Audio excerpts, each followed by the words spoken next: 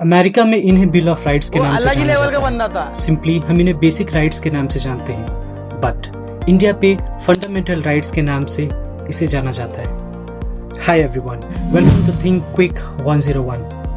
In this video, we are going to revise fundamental rights in short.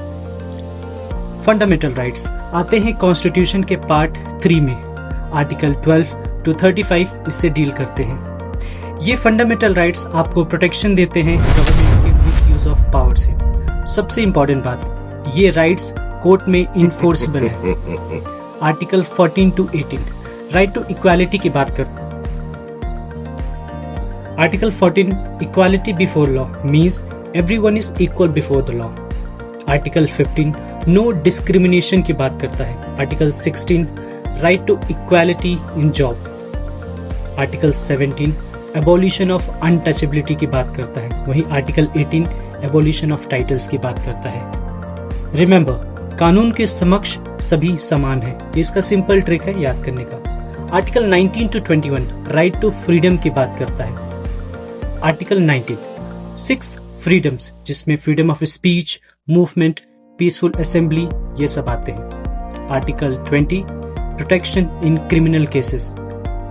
Article 21 the most important article, right to life and personal liberty की बात करते हैं। Article 22 protection against arrest, जिसमें preventive detention and punitive detention का एक concept है। Remember, freedom है जिसके लिए रीजनेबल लिमिट्स के साथ।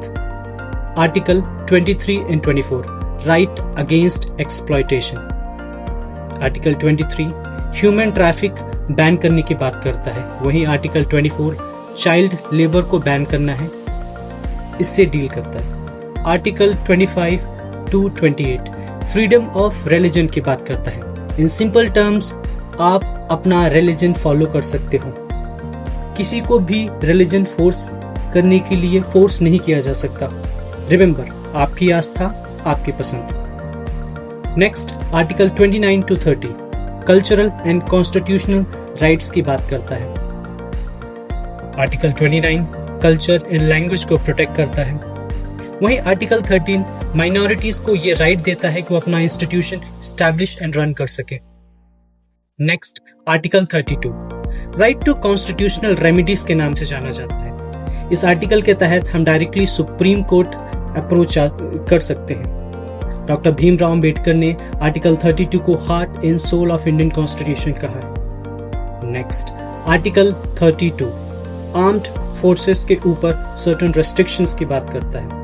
आर्टिकल 34 मार्शल लॉ, किसी भी स्टेट में किसी भी प्लेस में अगर ऑर्डर डिस्टेबलाइज हुआ है, ऑर्डर को रीस्टोर करने की बात करता है। Next article 35 power of parliament to do some changes. Now the most important part, एक सिंपल ट्रिक है जिसके तहत आप इन सभी फंडामेंटल राइट्स को इजीली रिमेंबर कर सकते हैं। Remember, EFERCR। E stands for equality, F stands for freedom, EX stands for exploitation, R stands for religion, C stands for culture, R stands for remedies।